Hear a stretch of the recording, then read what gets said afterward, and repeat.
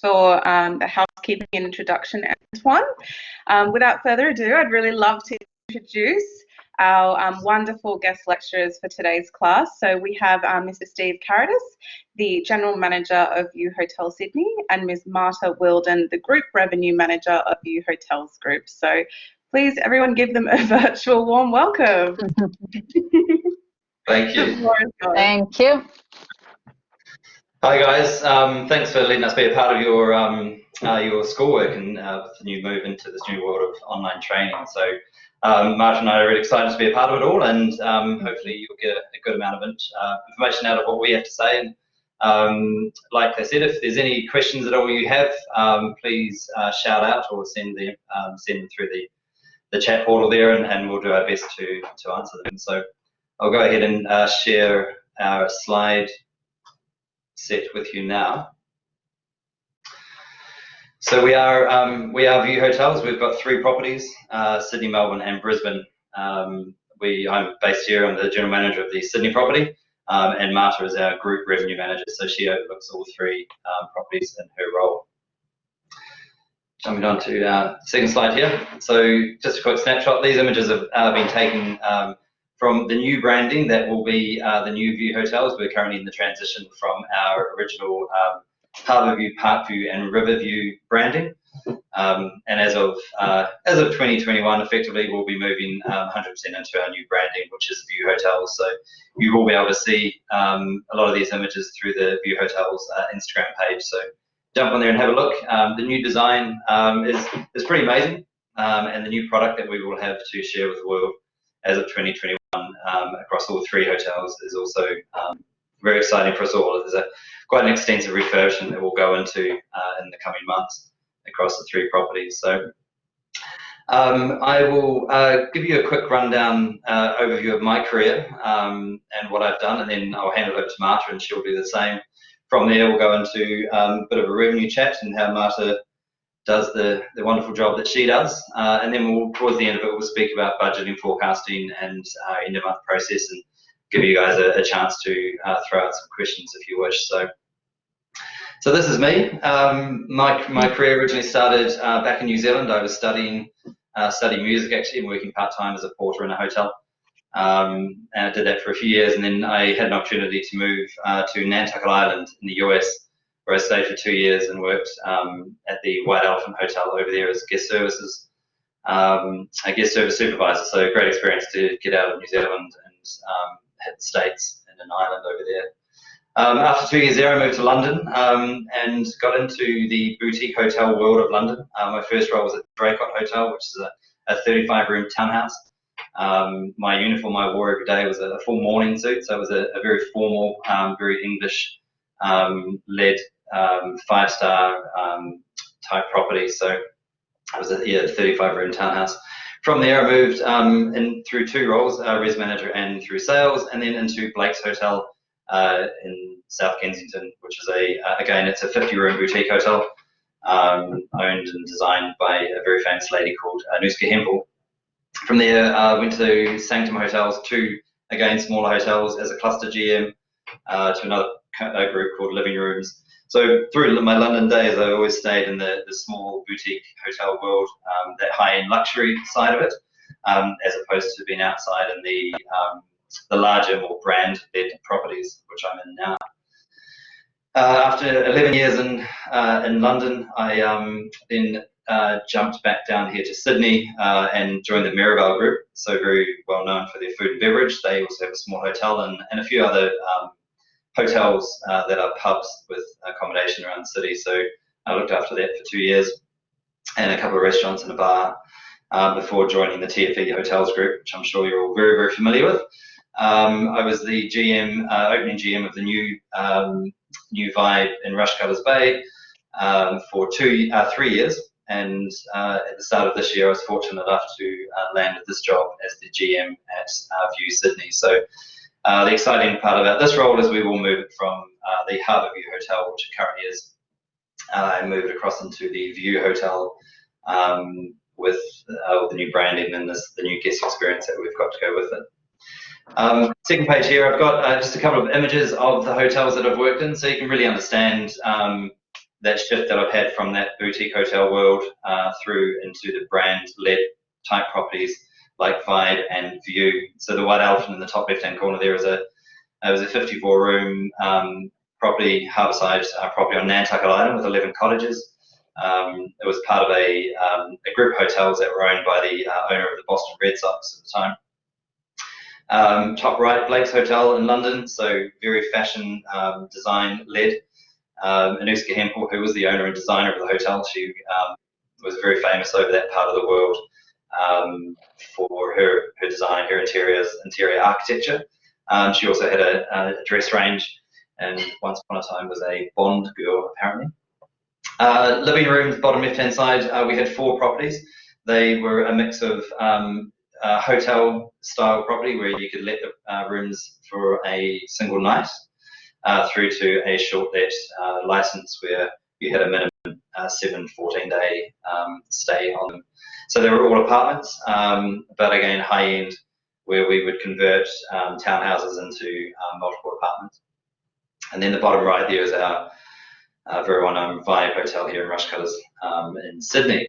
So a bit of a quick snapshot, but I started as a porter and fell into the world of hotels, loved it, grew up through it, worked my way through every sort of facet of the hotels, from food and beverage to front desk to reservations and revenue, a bit of events and conferencing, and just loved that, I guess, that chaos that comes with a hotel, that organised chaos that comes with a hotel. So have stuck to it ever since.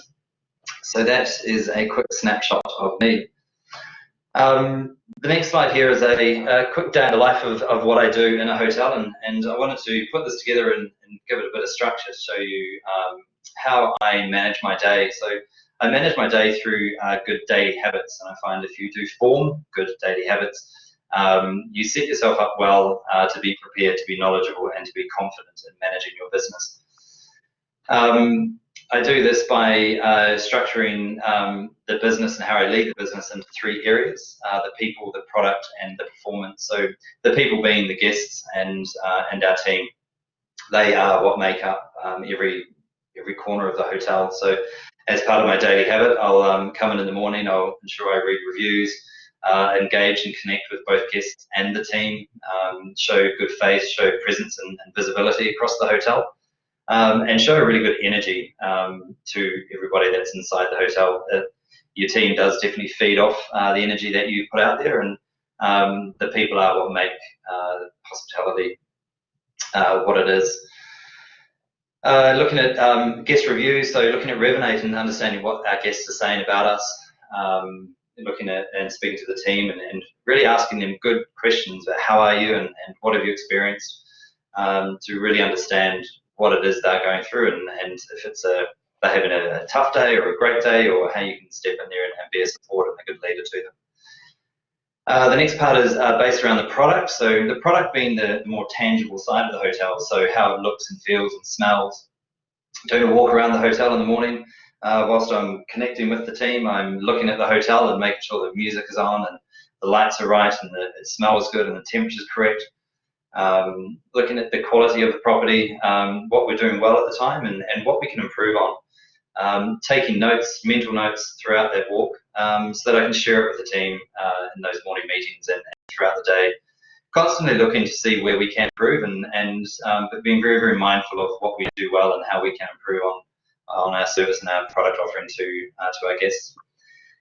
And then third part is looking at the performance of the hotel. So taking about 30 minutes in the morning to sit down and really look through what it is that we've achieved the day before, what we've achieved week to date or month to date, having a good understanding of our KPIs and our targets through ADR and occupancy, looking at our STR and seeing how our competitors are doing in comparison to us, see how many covers we had in the restaurant last night, how much they spent, how many drinks were poured over the bar, all those sorts of things. So really get a good understanding of where you are, where your business is at, our pickup, our month to date, and taking all of that information into account, and so I can then plan out teams moving forward. So just that morning routine that I have, that habit that I've formed, just gives me that really good start to the day, and I know then that if my boss comes to the hotel or calls, or one of the owners, and they ask me a question, I feel confident,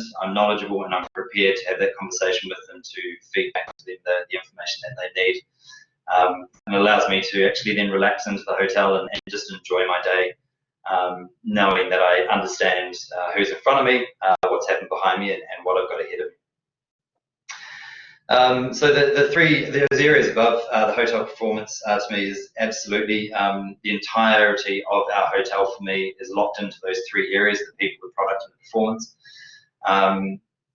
Putting everything into one of those 3 areas, it allows me to then define my focus, and it allows me to build strategy with discipline, how to guide my leadership with my team, and it allows them to see a really good structure so that they can feed that structure and flow that structure on down to their own team. So I like to keep it nice and simple, and by segregating my day into those 3 areas, I can really keep it simple and hopefully become very effective and successful from that. So if you have any questions at all, you can shoot them through, and I'll pass them over, pass this now on to Marta, and she can give you a bit of an update on where she's at. Thank you.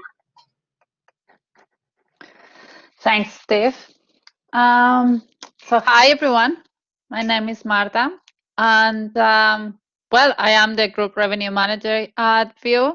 I've been working with Vue since January, so it's not long, for my 4th month, and it's been so far very, very exciting.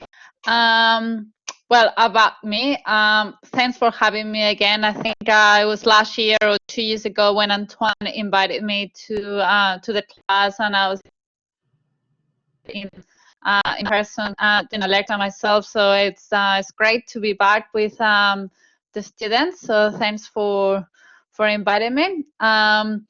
So I guess for those wondering why I am working in revenue, or why did I choose revenue, yeah, I just wanted to share with you that it was I always wanted to be in revenue. I always wanted to be a revenue manager. I knew it, so I made it part of my career goal. And to do so, I guess I had a very clear understanding of what I needed to do. So when I first moved to Australia, it was now 9 years ago. I was working as a GSA for what's called now Grand Hyatt in Darling Harbour. It used to be 4 Points at the time, 4 Points by Sheraton. And I guess yeah, I joined, after that I joined TFE as a reservations agent, because I knew reservations was going to be that entry department or entry level job that will allow me to get the exposure I needed to move on into revenue. When you work in reservations, I guess you get a direct exposure to the sales process, to the revenue targets. You work directly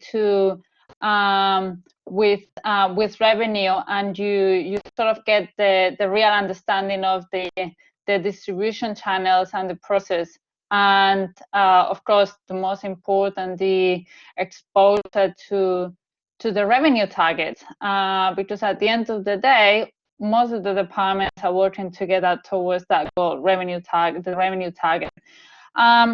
yeah, I guess it was great. So working reservations allowed me to get the skills I needed, and after I became, so first I started as a reservations agent and quickly moved on to a coordinator role. So I took on more responsibilities, which was good, and then I became a reservations manager altogether with the same company. So it was great to become a manager, because I guess once you become a department head and you're managing a department, you get these additional skills that will really help you later on in your career. So it was really good to be able to get that opportunity of becoming a manager. As a manager, what is important is, I guess, the most important skill you will develop is the ability to have ownership on your actions. So you are fully responsible for a department, you overview a team, and you sort of develop them and guide them and lead them towards the department goal. So yeah, I guess as a revenue manager, I do consider that reservations was a really important step in my career, and I was able to gain the skills I needed to be where I am as of today. And then working later on, I moved to I guess I was given the opportunity to work for a very small company at the time. So you may have heard of Verio Hotels and Suites. It's now a lot bigger company, but at the time they only had 3 hotels. What I was interested in of working with them was the fact that they had very big plans of growth. So when I joined, we only had 3 properties in Sydney. Very quickly, we opened another 2, and within just over 3 years, they even acquired a different hotel group. So we had 3 properties, and we became a larger hotel group with up to 18 hotels in different states. So I was first the revenue manager of a small hotel group, and then I became a cluster, what they call cluster revenue manager, and I was able to manage hotels in different states. I was able to manage hotels in Brisbane and in Melbourne, and it was then when I acquired a multi-property revenue experience that is allowing me today to do my role as a group revenue manager in this company. So it's great. It's been one of the most important things to consider, and an advice I would like to give all of you, I guess, when you're working with one of these very big hotels like Hilton or Sheraton, the brand awareness is great, but the benefit of working for a small company is the rapid growth. So working with a small company that is growing very fast will allow you to also to grow in your career faster than you would have in a different hotel group. So there is I hope that's a benefit. So I've got people saying, hi everyone, hi Steve, hi, good afternoon. How does a new hotel forecast in sales month by month? Okay, yeah. Thanks for your questions, Alon. We'll go through that when we get to the forecast point. And I'll just, Steve, if you can just go to the next slide. Okay. Optimize. There you go. Very interesting questions we've got here. How can you best optimize your Okay, so I'll start with the, I guess, a day in life of a revenue manager. So a day in life of a revenue manager can be very, very dynamic. It's not the same if it's raining, if it's sunny, if it's a Friday, if it's Monday, if it's a Tuesday. Every day is different, every month is different. But I guess the most important part of the day is definitely the start. So to start with, we analyzed the yesterday's performance. So we want to be able to understand straight away how did yesterday perform, because I was working for the entire day into maximizing the performance of the day. So I guess that's the first thing the revenue manager will look at, and it's usually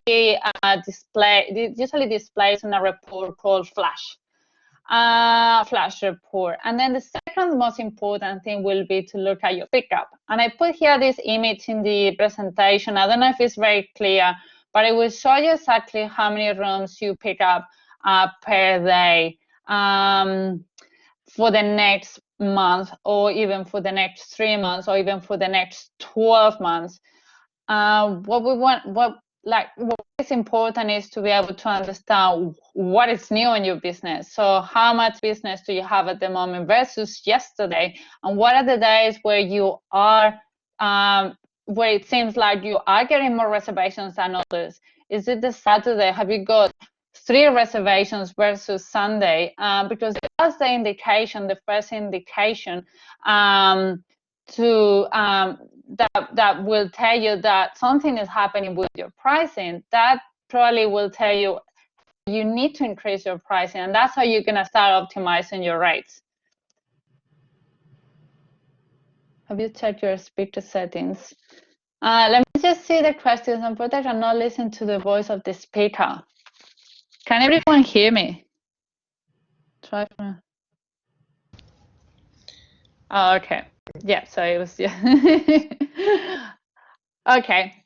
Yeah, so that's probably super important, and you may spend 1 minute, 5, 1 entire hour looking at the pickup, because that's probably the most important part of the day, to understand what are the days where you are getting booking versus the days you are not getting any bookings. Right? Is everyone following me? And thanks. And then the second part, and before we make the next decision about how we're going to maximize bar rates, like you were saying in some of your questions, or how we're going to be maximizing the performance of the month, we also need to consider a few other factors. So it's not just about the bookings you are getting, it's also about what are the other hotels selling, because if one hotel is selling at $100 and you are going to put your price from 100 to 150, that's a $50 increase in rate. That may not work, because people may still prefer to book that cheaper rate. So it's not just about identifying what dates you are getting more bookings and go and increase rates. It's also about finding a good price point when you compare to your competitors. So in revenue, we're using tools like Rate Shoppers that allows us to see and analyze the pricing of all the hotels in the market, and more specifically of a hotel, small hotel group that we normally select, which we call ComSet. So we normally analyze the price changes, and we want to make sure we are not we're not overpricing our rooms too much, and we are not underpricing our rooms. We just want to be able to have that price point where we are continuously getting bookings, but we are still looking competitive, because we always need to remember who is our customer, and our customer is going to be looking at different hotel groups at the time. So that's probably the second thing we do in the day. So look at your pickup trends, and look up at your Rate Shopper and the price competitors' prices to start making decisions. Once you have that and also you review your budget. So once you compare that to your budgets, and you sort of have all the decisions mentally created in your head, you go and change your prices. So that's how we start the day. But I also wanted to go through the most important part of not just the day. That can happen. It doesn't happen normally daily, but it happens weekly. A revenue meeting, because that's probably where you get in a revenue meeting, you are getting all the departments together, and you will enable everyone to provide you with, I guess, will help to make decisions at a group level, at a hotel level, because you are getting involved all the departments. So it's a good opportunity for a revenue manager to share their strategies, to share what's happening every day, and to share with everyone why you're changing your pricing and what the competitors are sharing. It's the opportunity for a revenue manager to tell the story about what's happened, how we are going to achieve the revenue targets that we have, and how all the departments can help the revenue management team to achieve those goals. So that's important as well, because the decisions that we are making on what we call a revenue management meeting, sort of taking action during your day by day. So you will always remember what is the final objective and the final goal on your day-to-day decisions. And I guess, yeah, so once you have the revenue management meetings, you look at your past performance. So you're going to be looking at what you achieved last year. So for instance, for the month of May, we'll be looking at last year performance, and we will compare it to what we are pacing this month. And then we will also be looking at what we currently have on the books. We'll be looking at, do we have group bookings, do we have corporate business, or do we have what sort of bookings we have at the moment. And then you will be looking at the future and the market demand trends to start predicting, to start projecting what we are going to be able to achieve, and start making decisions. And that's where it becomes a forecast. So we'll be forecasting and make decisions around that. And then we finally will be evaluating everything we have been talking and all the actions and strategies implementing throughout the day, throughout the week, or after that revenue management meeting. Got a question here. When you forecast room occupancy, how do you forecast the cost of operations for the same, and especially when we do have previous year's data? Okay, so I think we will go through the cost of operations once we start talking about budgeting, because that's part of that, and we have a dedicated slide for that. Just to jump in there, Marta, just to go back to your points on yield and revenue meetings. Guys, it's really important that when we do have these yield meetings, we understand that it's a collaborative meeting. So we bring in heads of departments to talk about the revenue and how we are going to move forward as a whole across the entire hotel. So we don't have a revenue meeting that's just a GM and a revenue manager. It's the GM, a revenue manager, a rooms division manager, food and beverage manager, and a group financial controller.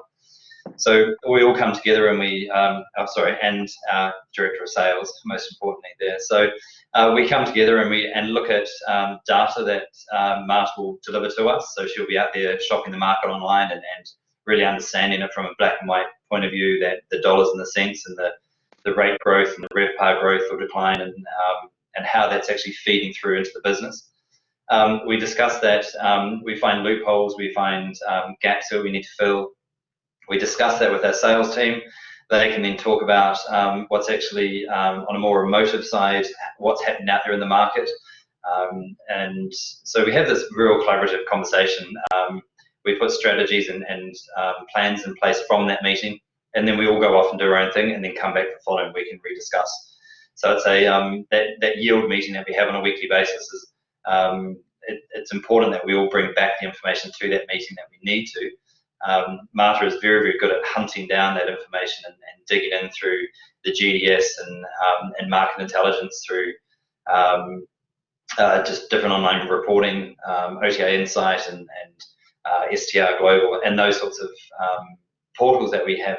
We're very fortunate to be able to step into. So yeah, a great part of the week to be a part of a really good, deep conversation to be had.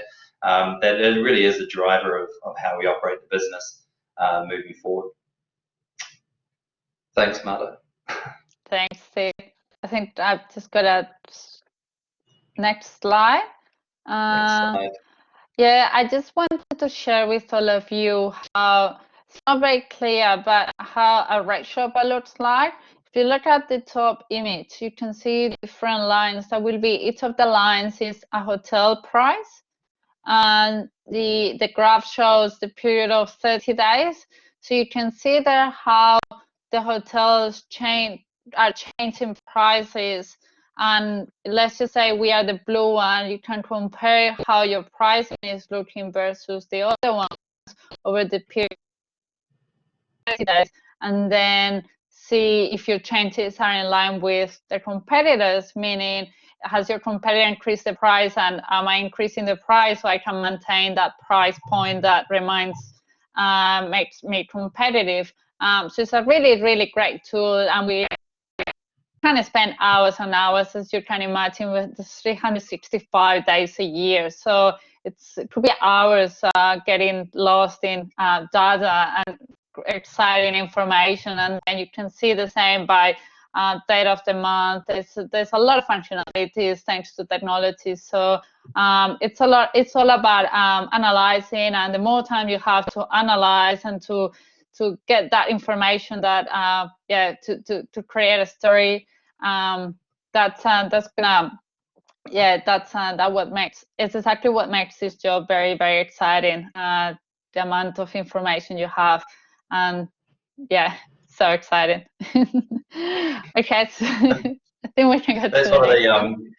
yeah, just before we go on, one of the amazing many things of Marta is that she really does get a huge kick out of the revenue side of it. She enjoys digging into the revenue in detail and just really understanding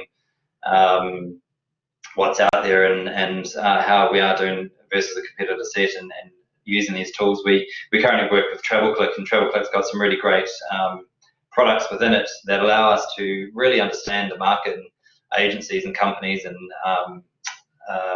production that's coming through. So yeah, the passion that she has for her job is yeah, it's amazing. So thanks, Marta. All right. Our next slide here is we thought we'd throw in a couple of slides just around the COVID-19 impact. We all know that it's had a massive effect on everybody everywhere across the globe, and how that sort of boiled down into our hotels and what's happened there. So, Marta, did you want to have a chat through the statistics side of things? I can show you that next slide if you like. Yeah, that would be good. I guess the COVID has had a huge impact in the hotel, not just in Australia, but in the entire world. And we all seen a very similar trend in terms of occupancy. So one of the KPIs in revenue is occupancy. The other one is ADR, and the other one is RevPAR. So we looked at those three of them to understand what's happening in the market. So I just wanted to share with you the data we have since the approximately, I think this is from end of February, so just before the COVID arrived in Australia, all the way until now, to show you what's been happening in the market. So what we've seen is approximately when the COVID started to sort of spread around Australia, we saw the restrictions from the government were increased, and then from end of March, so the last week of March, we can see that there's a big drop in the blue lines which are the occupancy, and that shows how the hotel occupancy started to decrease slowly day by day. It was due to a combination of cancellations that we received, but also people stopped booking, people stopped traveling. So, and the same, we've seen very similar trends with, I guess, the average daily rate. People, because of the demand decreases, the ADR will also decrease at the same time. So it's just the law of demand and supply. And then that takes us to the second graph, which is just the reality how the Sydney RevPAR has been performing. So it's very, very low. What we can see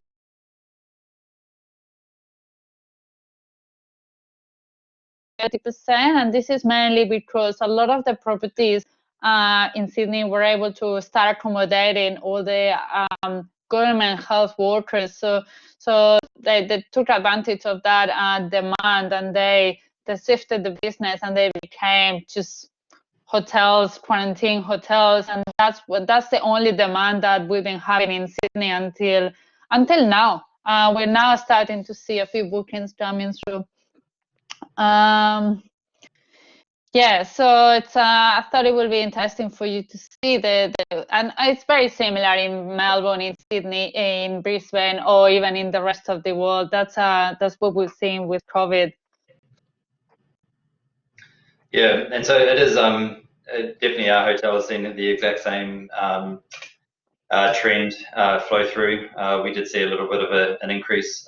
We've got to the 1st of April where the flights coming into Australia, all those passengers are into quarantine for the 2 weeks, and you can see where it rises up and then drops back down again. But it's definitely been a flat line, and Sydney's seen a relatively stable 20% over this entire time. So we are hoping to start to see the increase in occupancy as restrictions start to lift throughout the month of May. And there is quite a bit of confidence out there in the market. We have heard in the last few days that a few companies around our area and major corporations are starting their planning of returning to work and how they are going to go about that. So yeah, it'll be a very interesting time coming up. So something we'll hopefully never have to experience again. But certainly we've learned a lot from it on the way through. So not only through our performance of the hotel and the market has it had an impact from our revenue statistics point of view, but it's also had a massive impact on our people. And going back to what I was saying before about our people, they are absolutely what make our life during the day, and they are what hospitality is. So we've got approximately 70 staff here in Sydney, and then immediately the coronavirus had a direct impact, not on their work life, but on their personal life as well. So we had around about 50 that went off to JobKeeper.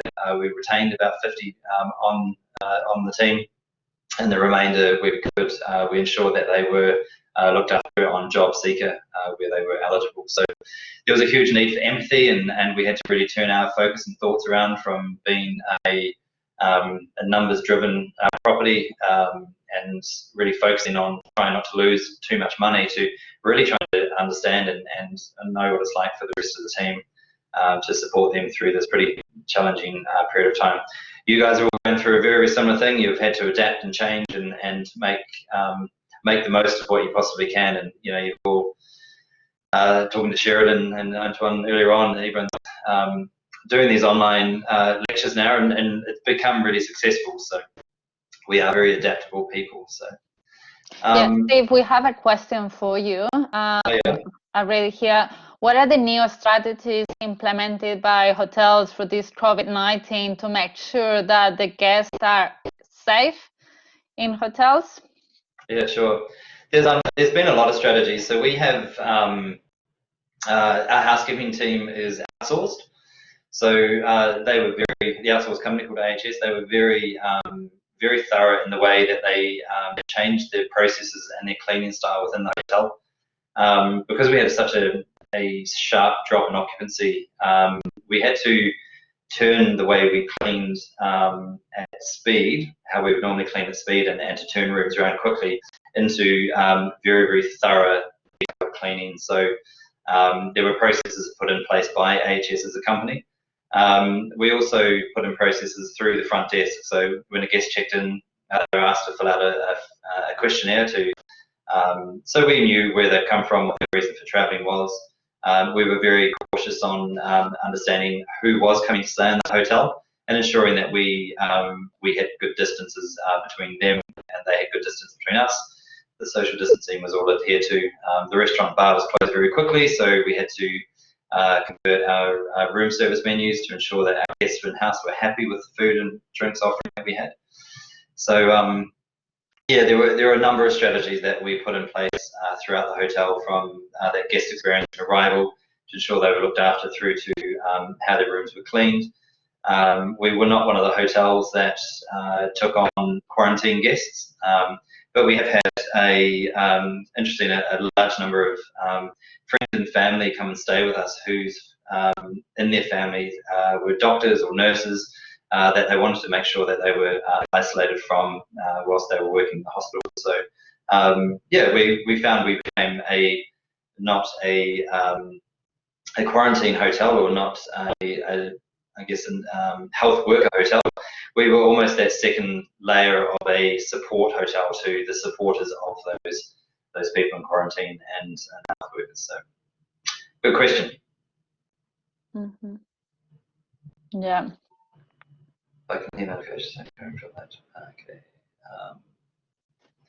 I hope everybody is able to hear us well now. I think so. I think we moved past that little glitch that we had there. Marta, you dropped offline there quickly for a moment. Oh, really? Sorry Yeah, about that. no, that's all right.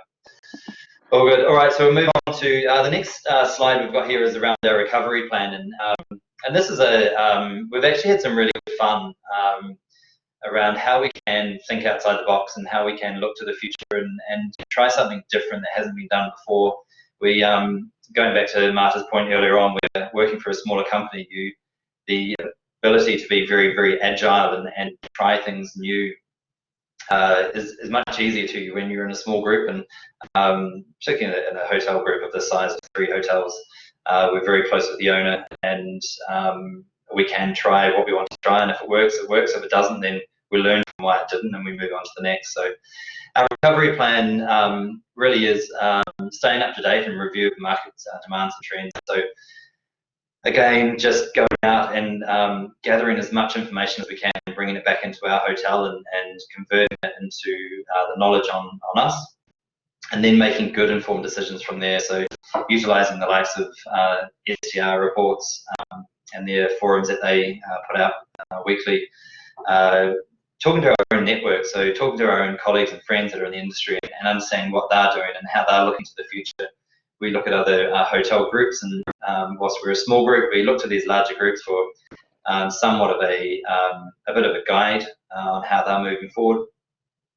Marta lives her life through her online tools and can really give us some depth of information looking forward into the future. If there is a trend starting to build in July, August and September, if we're getting bookings coming through from a different agent or a TMC or a company that might be moving in. So there's a lot of intelligence we want to look for out there in the market. We are all sort of heading in the same direction. It's a bit of a dark tunnel that we're walking through currently, but it's a step-by-step process. So we're confident that we're up with everybody. Marta, did you want to talk about the target markets and the market segmentation? Yeah, so I guess one of the main impacts has been the restrictions. So the restrictions. So what we've seen is that international market was not there anymore. So one of the most important things we have had to done throughout this time is to reshift the strategies of each of the properties. So if your hotel used to get up to, let's say, 30% or 40% of international market, we know that's not going to be there. So what we have to do is retarget a new market. But where do you find demand and a different market if with the low demand level we have? So this is why thinking out of the box is quite important. So we have to rethink who our customer was going to be during this time, and we came up with ideas of, okay, is it going to be hospital workers or like quarantine guests, like a lot of hotels have been targeting. So it's about being able to react and sort of target these new segments that we never even thought that were gonna stay in our hotel, and be creative about how do you do that. But I guess the international impact has been one of the biggest ones. Not having international guests is gonna have a long-term impact in the industry, and we as a hoteliers in the upcoming months, we're gonna have to be really, really strategic about how we are targeting the market and how we are reshifting our market segmentation mix to be able to maximize on revenue. That's going to be our main challenge. Is yet to come. At the moment, we're still going through the process of dealing with very, very low occupancy levels. And yeah, I guess that's probably Absolutely. all from me. And so, just jumping in there quickly as well. thinking outside the box, been and trying to do things differently. So there's very, very little demand in the market out there. So we aren't able to get the volume that we've missed and lost. Occupancy's down at sort of 10–20%. So how can we retain our visibility out there in the market? And how can we look to other areas to drive a little bit of revenue into the hotel so we can support the owners for them to support us staying open. So there's a couple of images down here we've loaded in. So the one on the left, it says 2 for 1, work from home. Select and go 2 rooms. So what we did there is we knew that people were working from home, so we thought we put a package together where through our interconnecting rooms, on one side we had the bedroom, and then the second side of the interconnecting room we created an office. So we removed the bed, set up a desk, beautiful views over the harbour here in Sydney, and we set up this office so you could actually work from the hotel. If you needed to have a client come and visit, or you needed to do Zoom calls, you could actually do it from that office room. So we were selling rooms 2 for 1. So we got a little bit of pickup from that, and it didn't drive hundreds of thousands of dollars, but we definitely got some really good leads and visibility out there in the market, so which is great. The right-hand side picture of the man looking at his screen there. We came up with a concept of how to look good on Zoom. So our director of brand, Margaret, she's based out of New York, in Georgia currently, but she put together a how to look good on Zoom program.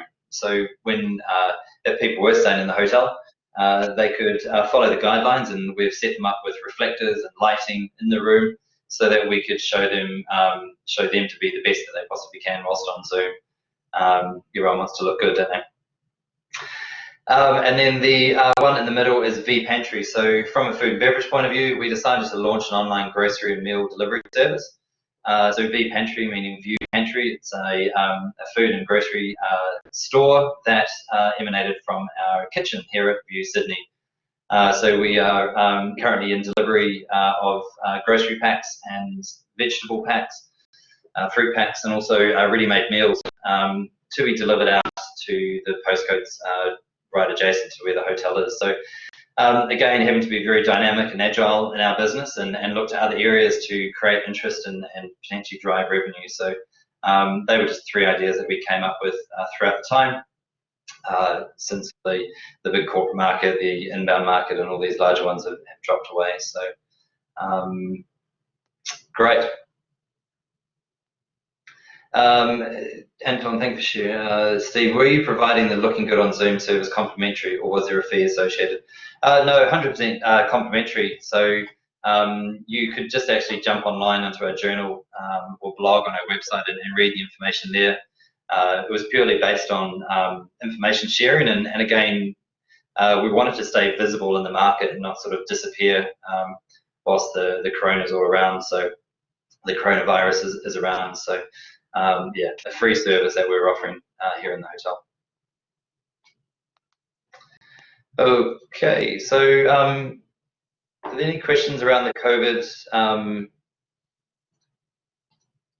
side of things? If not, we'll move on to our, I guess, our forecasting, budgeting, and end of month cycle chat, and we'll have a few questions there.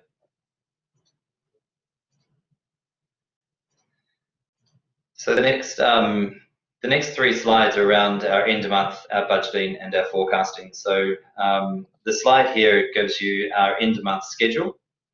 So at the end of every month, in order to put all the information together for our group financial controller to then present our end of month P&L, we need to stick to quite a strict timeline so that all the figures and information is compiled and collated correctly and in time. So this is just a snapshot of how we go through our end of month. So on the left hand side, you've got your the item. The middle 2 is your the day or the timeline that you are to put get the information through to finance, by which time, and then on the right hand side it tells you who's responsible for it. So there's quite a lot of information that we gather from forecasting through to managers' reports and there's gift cards, and there's stock takes that were done throughout the hotel. There's petty cash reimbursements. So just wanted to share that with you. I'm not sure if you've seen one before, but it's most businesses have an end of month process that you go through in order to close out your month, so that your P&L, your profit and loss statement can be put together, so you can then review and ultimately present to your owners. Budgeting. So we're just about to hit on budgeting. Yeah, we are running out of time, so we will be quick. But we wanted to make this very interactive, so I guess it's a good opportunity to get you involved. And I just wanted to. Well, Antoine told us that you were going through the topic of budgeting this week, so I just wanted to, I guess, ask you if you knew the questions that we put out there. We just want to see if you're able to give us the right answer. So budgeting, we want to know. Well, do you guys know when do we budget? Can anyone tell me when? Which month of the year or what period of the year is the right one? Yes, that's correct, Saloni. Thank you. Yep. Yeah. And do you know why would that be? I guess that's more difficult. I guess so that we can also set up our costs for operating those as well. And because we have previous year's data, it's easier for us to sort of forecast and budget and have that capital in our reserves to spend when we have to. Mm-hmm. Yeah, and I guess that takes us to the question that we had before. So I just want to make sure we answer that question about budgeting for cost as well. That's why this becoming relevant. But Steve, yeah, you can go. Yeah, I mean, budgeting, at the end of the day, no matter what business you're in, you need to make a profit, and that's your ultimate game. So when we come into the hotel every single day of the week, we are here to ultimately make dollars. It's cold hard fact.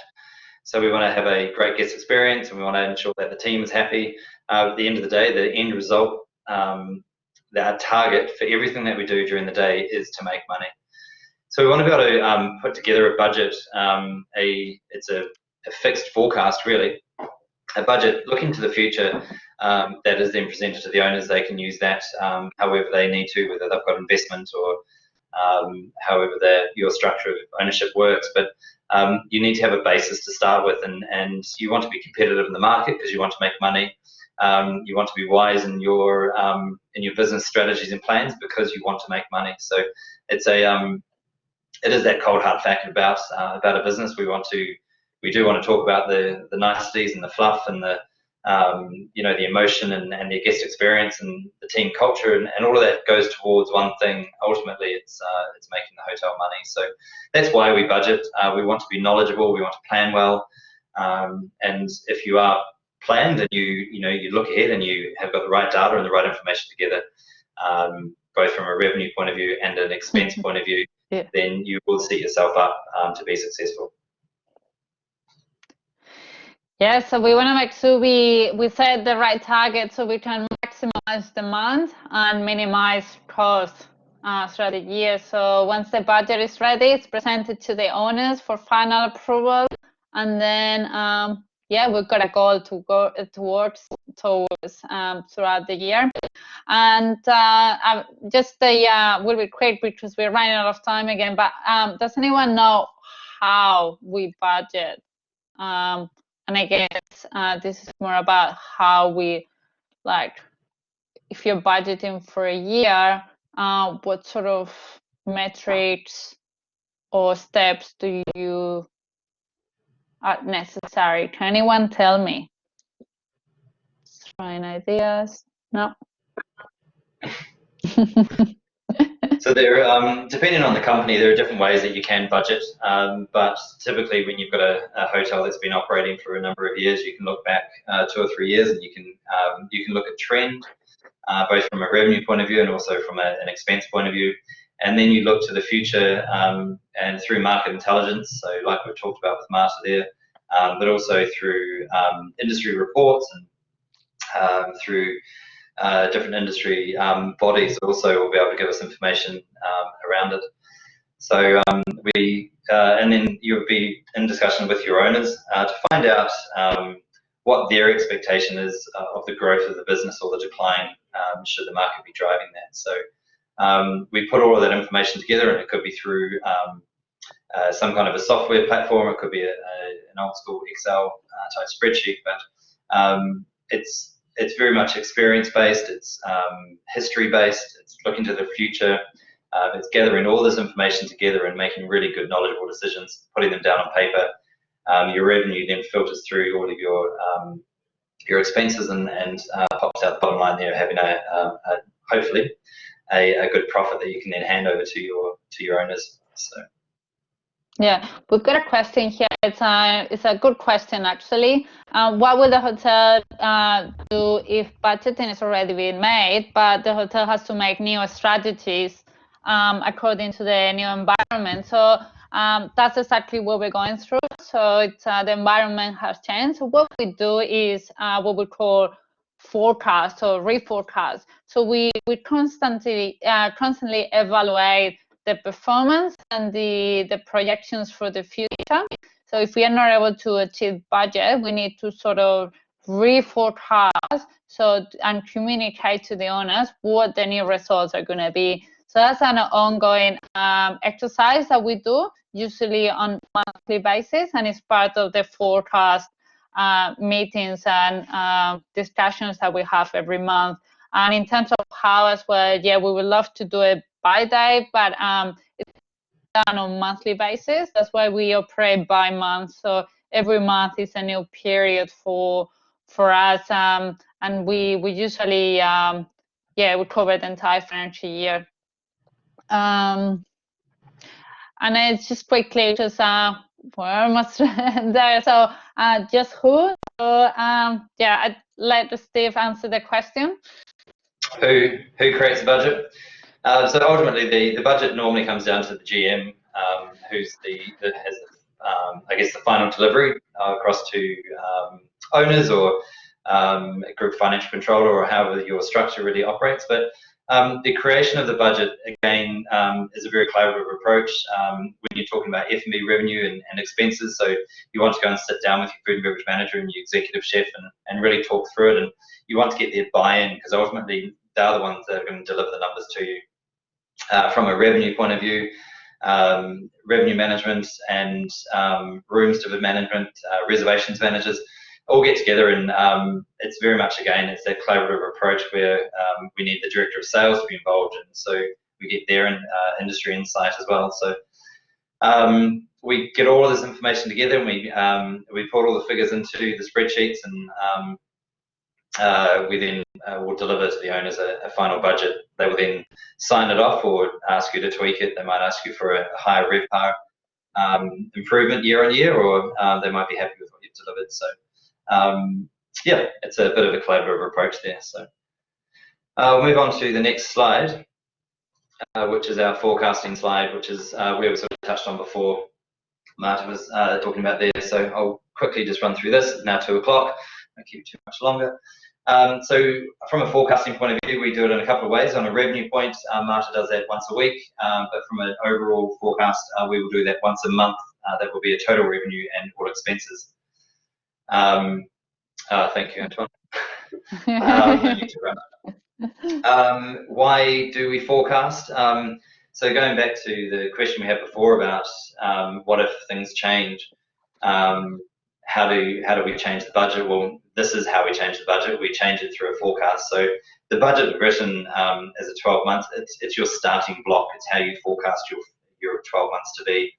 Things change every single month, every single day. So our forecast is how we then update that budget on a rolling basis, so month to month, week to week, so we can be very, very clear to the owners and very clear on our cash flow and our future business and how we're going to sell the hotel and how we will market the hotel.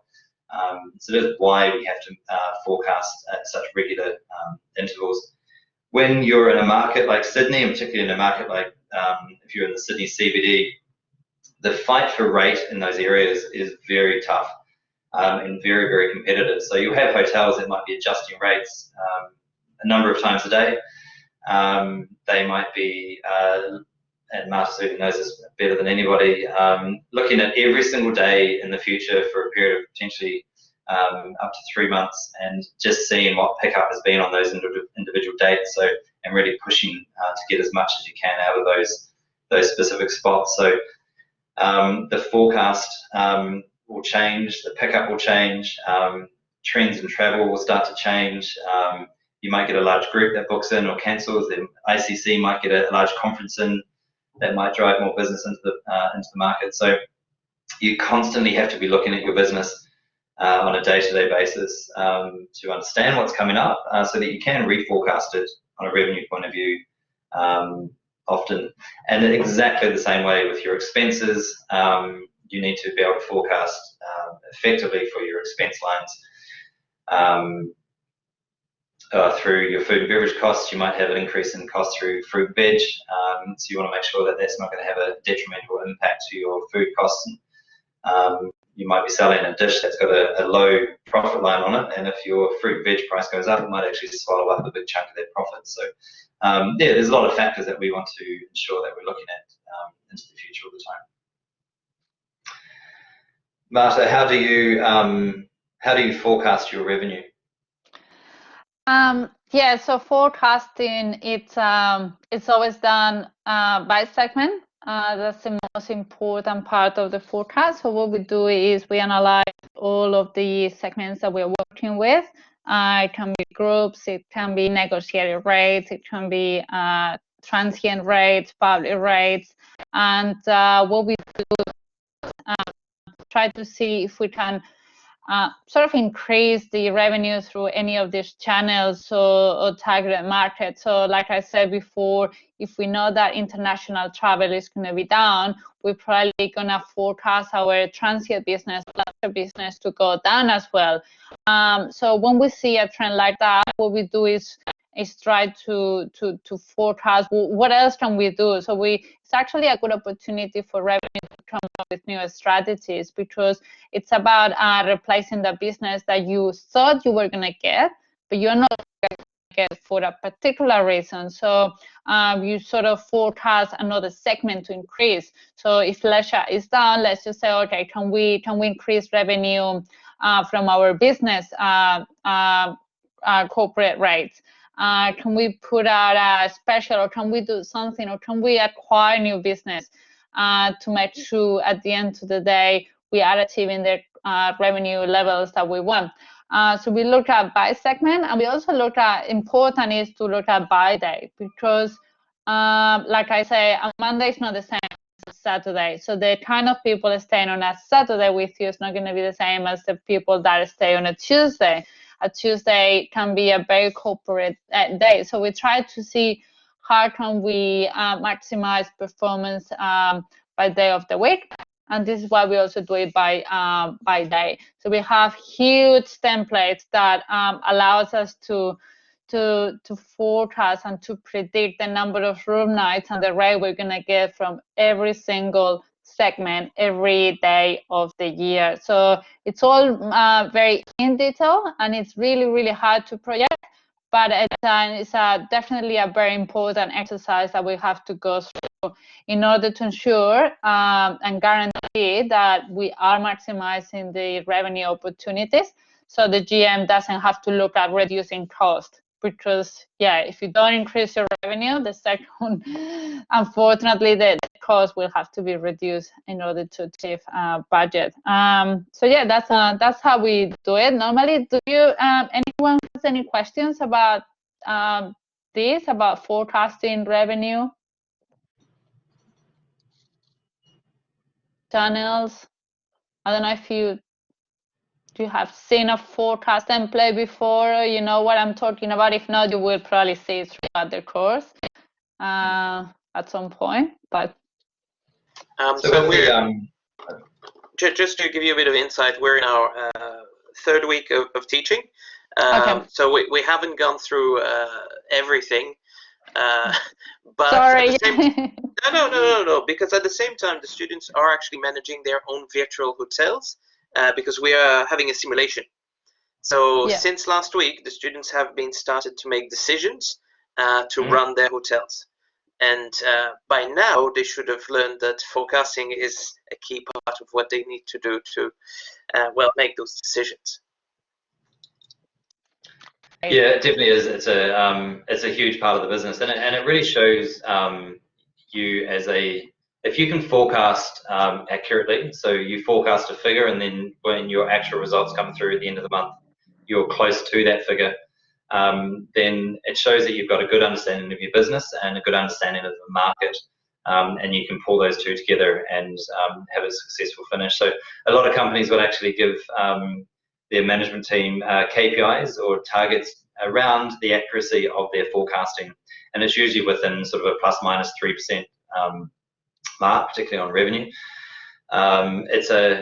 Forecasting is very important from an owner's point of view and a cash flow point of view. So if we budgeted that we were going to make a profit of $50,000 in a month, and the business changed and we never forecasted a change to that, and we actually lost $20,000, it could have a detrimental effect on the owner's confidence in us as an operator. It could have a detrimental effect on the ability to actually pay suppliers or spend on capital expenditure items in the hotel. So that forecasting, it's a very fascinating part of the job of all of us, and one that put a lot of time into it, because if you're a good forecaster, you understand your business and you can look to the future and understand the market, then you can come up with some pretty great forecasted numbers, and the confidence you'll have from your own boss, group manager or director, and the owners will be enormous. I think we're all bankrupt by now. Thank you, Gustavo. Possibly. Well, hopefully the JobKeeper payment that came out from the government, $139 billion of it, has been a huge win for us as an employer of quite a lot of employees. We've been able to start re-engaging them again into the business, and whilst we're not making revenue enough to be covering a lot of our costs, we are able to engage the team and get them back on board. So when business starts to come back on, they're ready to go, and we're ready to go as a hotel. So we're very lucky that the government has put forward this JobKeeper payment. So you're right, unfortunately not for you international students, unfortunately. So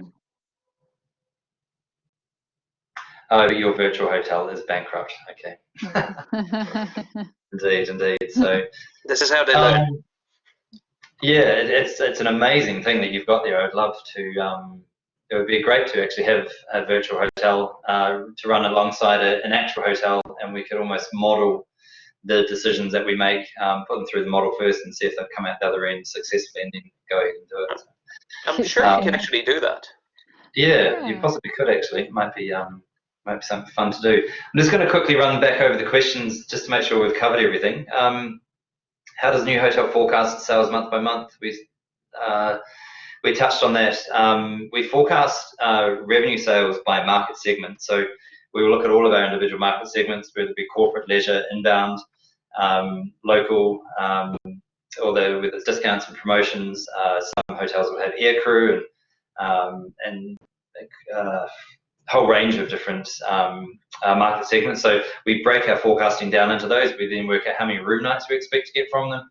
We then look at how much rate we expect to get in growth or decline from them, and then those two factors then give us a total revenue. So that's how we would do it on a month-to-month basis. Again, looking at or using all the tools that we have, so OTA Insight and GDS tools and STR Global, and looking at history to the historical data and forward-looking data.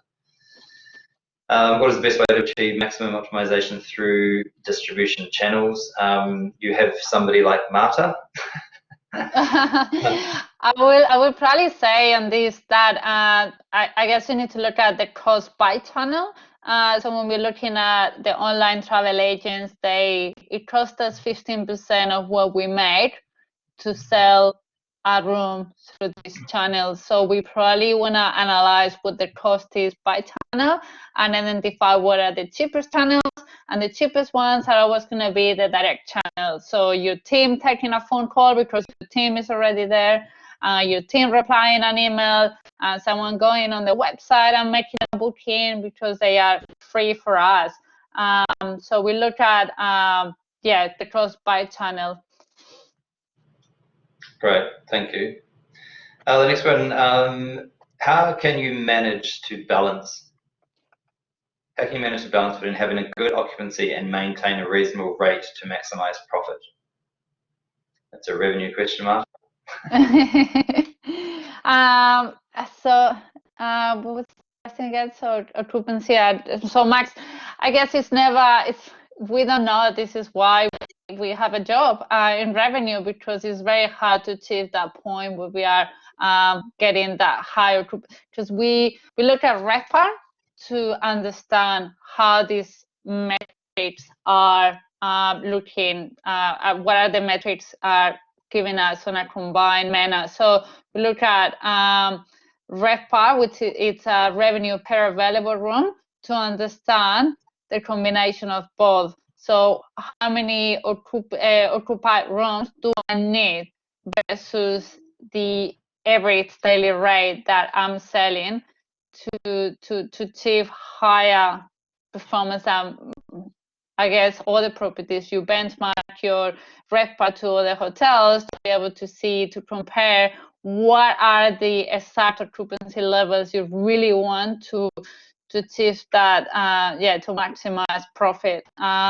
So I think you will go through these metrics later on in the course, but my answer is just we look at RevPAR, maximizing RevPAR. That's what's going to give you the optimal levels.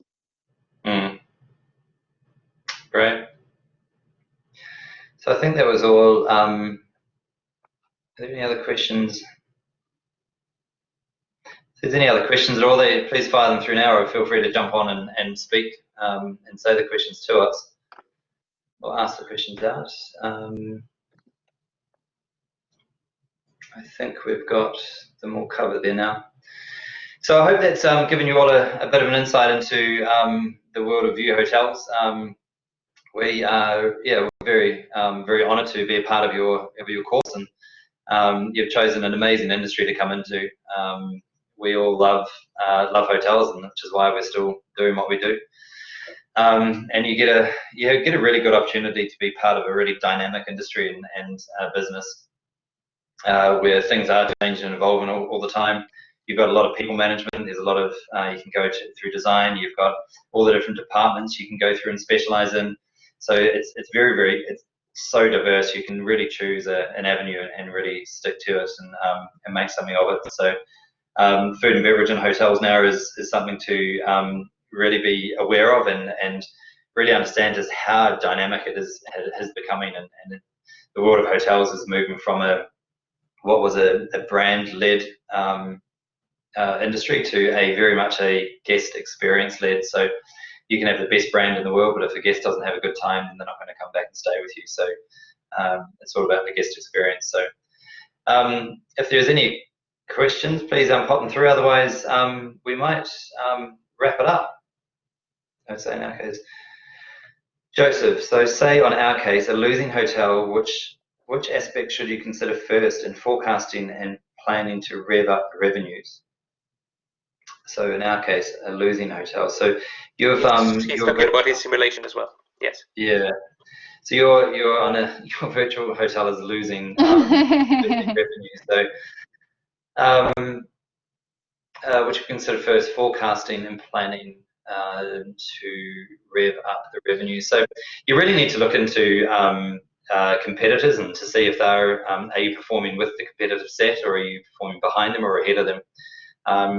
If there's no business in the market, then you're going to really struggle to get business from that market. But if you look at the likes of STR and you've got a comp set of say 6 or 7 hotels that you compete against, and your results through the reporting show you as performing 8 out of 8 on an occupancy level, but 1 out of 8 on an ADR rate, means that your rate's too high and your occupancy is too low. So you need to find a nice balance in the middle there where you become competitive. But you need to look at your team and your guest feedback.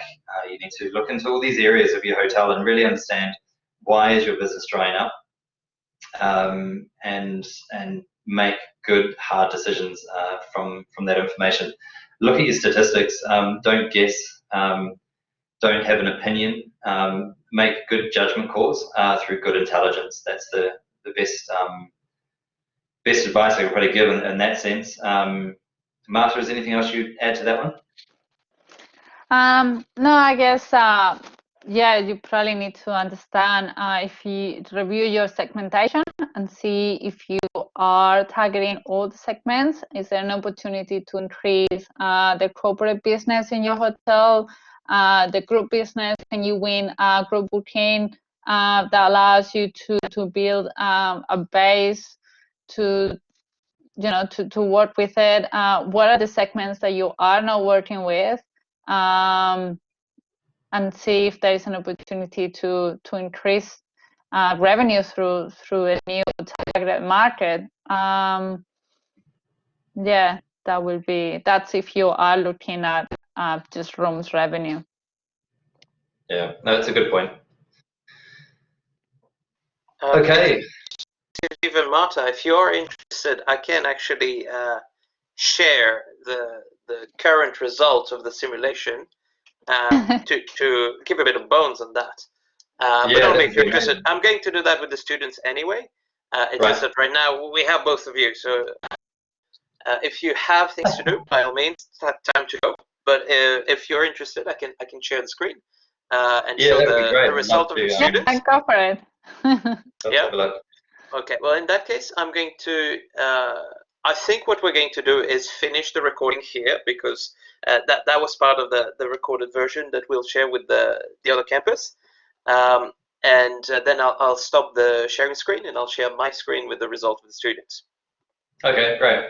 So, while I'm being recorded, thank you very much, Steve and Marta, on behalf of the Blue Mountain International Hotel Management School at Torrens University. You have to breathe a bit to say all of that. For coming here and really for taking all the time with the students. I don't know what the students think, but on my point of view, it was really great. And especially towards the early part of this class, I think you've really managed to nail a lot of the topics that we're going to go through. And now I see some students saying that it was great as well. So it's not just me. So thank you very much. Thank you. Thanks.